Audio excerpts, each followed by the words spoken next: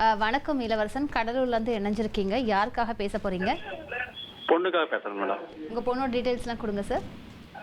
Ilakkiya 1995 11:35 AM. இல்ல sir, எனக்கு date சொல்லுங்க டேட் முதல்ல. ஆஃப் பர்த், அதாவது ஃபுல் டேட் ஆஃப் பர்த் கொடுங்க. Month, date of 14/11/1995. 14/11/1995.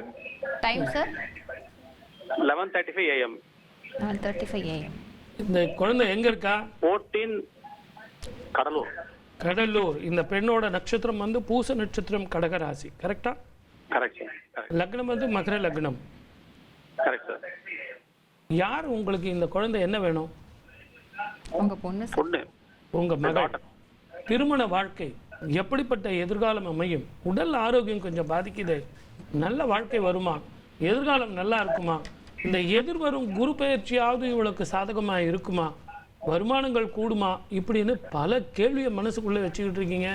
கடந்த 3 வருஷமா மன சஞ்சலத்துல இருந்தீங்க. கரெக்டுங்களா? கரெக்டுங்களா? குயிக்கா சொல்லுங்க. Correct sir. இப்போ எங்க இருக்கீங்க நீங்க? எந்த ஊர்ல இருக்கீங்க? கடலூர். கடலூர். கடலூர்ல எங்க இருக்கீங்க? டவுன்ல இருக்கீங்களா? திருப்பாப்புலியூர். திருப்பாப்புலியூர். அருமையான அந்த கோவிலே உங்களுக்கு அங்க பக்கத்துலயே இருக்கே. நிறைய சொல்லிருக்கீங்க. அந்த திருப்பாப்புலியூர்லயே இந்த தயிர் சாதம் இருக்குல்ல, அதை நம்ம எள்ளு கலந்து பொடி பண்ணி மத்தியானம் 12 மணிக்கு அந்த கோவிலில் எடுத்துகிட்டு போய் நைவேத்தியம் பண்ணி இந்த கையால் கொடுக்க சொல்லுங்கள். இந்த பிள்ளை கையால் கொடுத்தீங்கனாலே திருமண வாழ்க்கை, உடல் ஆரோக்கியம், மன நிம்மதி. அதுவும் இந்த குரு பெயர்ச்சி ஆக போகுது. எப்போன்னு கேட்டிங்கன்னா அடுத்த வாரம் ஞாயிற்றுக்கிழமை.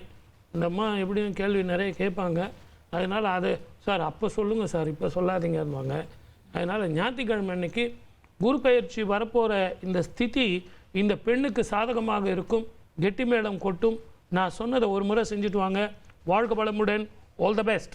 நன்றி இளவரசன். அடுத்ததாக விஜய், நாமக்கலந்து பேசுறீங்க. விஜய், யாருக்காக கேட்கணும்? மேடம் அண்ணனுக்கோசம் கேட்குறேங்க மேடம். அண்ணனோட டேட் ஆஃப் பர்த் தாங்க சார். 25/3/1996. டைம் சார் 5 மணிங்க மேடம், காலையிலங்க மேடம். காலையில் 5 மணி. அதாவது திங்கக்கிழமை காலையில் தானே? ஆமாங்க சார். ஆமாங்க. அதில் எதுவும் மாற்றம் இல்லைல்ல? இல்லைங்க சார், அதில் இருக்கு. ரோகிணி நட்சத்திரம். கரெக்டா? ஆமாங்க சார். ஓகே. யாருடைய ஜாதகம் அது? அண்ணாவதுங்க சார். கரெக்டாக பேசுவார், தெளிவாக இருப்பார், அற்புதமான மனுஷனாக இருப்பார். நல்ல உத்தியோகம், நல்ல வேலை, மன சஞ்சலம், கடந்த காலத்தில் உடல்நிலை பாதிப்பு, ஸ்கின் சம்மந்தமான பிரச்சனைகள் அப்படின்னு இருந்தாலும் இந்த குரு பெயர்ச்சி இவருக்கு இடமாற்றம் வரப்போகுது. அதிக சம்பளம், அதிக பொறுப்பு, ப்ரமோஷனு அப்படின்னு இவருக்கு வரப்போகுது. இந்த கேள்வி கேட்கறதுக்காக நீங்கள் இவ்வளோ நேரம் நிற்கல. திருமண வாழ்க்கை எப்போ அமையும், எப்படி அமையும், எப்படிப்பட்ட உங்கள் அண்ணி வருவாங்க அப்படிங்கிறது தான் உங்கள் கேள்வி. கரெக்டா? ஆமாங்க. ஆமாங்க சார். சார், இவருடைய ஜாதகத்தில் குரு பலன் வந்தாச்சு சார். அடுத்த வாரம் உங்களுக்கு குரு பெயர்ச்சி ஆக போகுது. அதுவும் ரிஷபராசி நேயர்களுக்கு குரு ஜென்மத்தை விட்டு விலகும் போது ஜாதகம் வந்துடும். அந்த பெண் ஜாதகம் வரும். உங்கள் வீட்டுக்கு கிழக்கு புறமாக பெண் இருக்கிறாள். அசலில் தான் அமையும். அரசாங்க உத்தியோகத்தில் இருப்பது கிடைக்கும். 3 ஜாதகம் வரும் சார். எடுத்துகிட்டு வந்து பாருங்கள். வாழ்க வளமுடன். All the best. அடுத்ததாக மஞ்சுளா, சென்னையிலேருந்து இணைஞ்சிருக்கீங்க. மஞ்சுளா, சென்னையில் எங்கிருந்துமா பேசுறீங்க?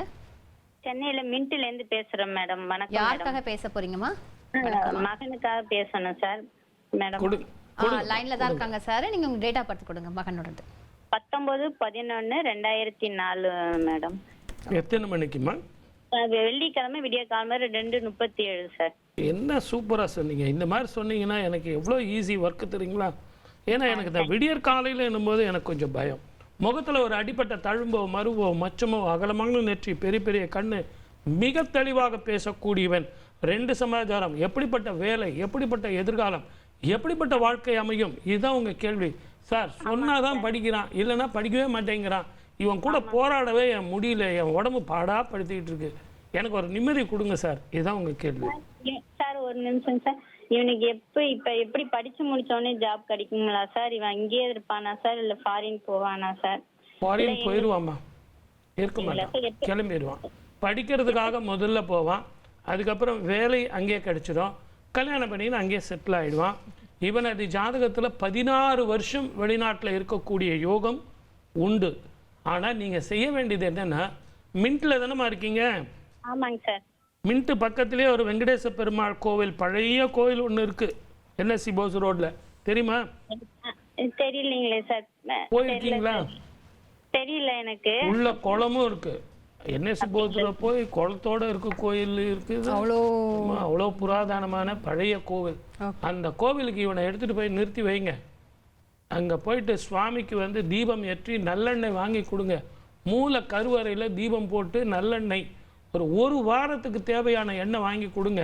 முதல்ல இவனுக்கு படிப்பில் கவனம், வெளிநாடோ வெளி மாநிலத்திலேயோ இவனுக்கு வாய்ப்பு நல் வாய்ப்பாக அமையும். வாழ்க வளமுடன். All the best. அடுத்ததாக சுரேஷ் செங்கல்பட்டுலேருந்து இணைஞ்சிருக்கீங்க. சுரேஷ், யாருக்காக கேட்கணும்? எனக்கு சொன்னாங்க. உங்கள் டேட் ஆஃப் பர்த் கொடுங்க சார். 7/12. சரிங்க. 81. டைம்ங்க சார்? டைம் வந்து 7ஆம் தேதி நைட்டு வந்து 12:35. 12:35. அதாவது திங்கக்கிழமை காலையில், கரெக்ட்? இல்ல, செவ்வாய்க்கிழமை காலையில் சார். அது 8ஆம் தேதி. அது தமிழ் வருஷம், தமிழ் படி பார்த்தா 7ன்னு சொல்லி பழகிட்டோம். அது 8ஆம் தேதி காலையில 12:35. இனிமே யார் கேட்டாலும் 8ன்னு சொல்லுங்க. நான் பழகினதை விட்டுருங்க, தெரிஞ்சதை விட்டுருங்க. புக்கில் என்ன உங்கள் ஸ்கூல்லலாம் என்ன கொடுத்துருப்பீங்க? 8 தானே கொடுத்துருக்கீங்க? இல்ல, 7 கொடுத்துருக்காங்க சார். Very good. அப்போ நீங்கள் என்ன பண்ணுறீங்க? 8ன்னு இனிமேல் சொல்லுங்க. இது யாருடைய ஜாதகம்? தான் சார். செய்யும் தொழிலும் உடல் ஆரோக்கியமும் பாதிக்குது. மென்டல் ஸ்ட்ரெஸ் இருக்கு. செங்கல்பட்டில் எங்கே இருக்கீங்க? செங்கல்பட்டில் பரனூர் சார். பரனூர் அற்புதமான ஒரு இடம். செங்கல்பட்டுக்குள்ள பிவி களத்தூர்னு ஒரு ஊர் தெரியுமா? கேள்விப்பட்டிருக்கேன் சார். என்ன ஊர் பேரு? செங்கல்பட்டு பக்கத்தில் பிவி களத்தூர். பொன் விளைந்த களத்தூர் அப்படின்னு பேரு. அங்கே லிங்கத்துக்கு வந்து முன்குடுமி இருக்கும். முன்குடுமீஸ்வரர் திருக்கோவில் அப்படின்னு ஒரு அற்புதமான கோவில். நான் ஏன் உங்களை அங்கே போக சொன்னேன் அப்படின்னு கேட்டிங்கன்னா, முதல்ல உங்கள் உடம்பு ஆரோக்கியம் பாதிக்கும், மன நிம்மதி வரும். அதுக்கெல்லாம் அங்கே மருந்து அங்கே இருக்குது. முதல்ல சுவாமிக்கு போயிட்டு வஸ்திரம் வாங்கி கொடுங்க.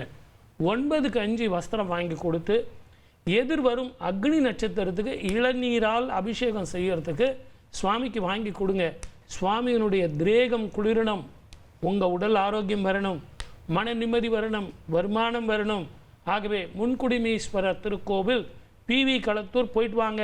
வாழ்க வளமுடன். All the best. நன்றி சுரேஷ். நம்ம கத்திரிவயல் பற்றி பேசிகிட்டு இருக்கோம். கத்திரிவயல் மேஷத்தில் வந்து இருக்க போகிறாங்க அப்படின்னு சொன்னீங்க, உச்சத்தில் இருப்பாருன்னு சொல்லிட்டு.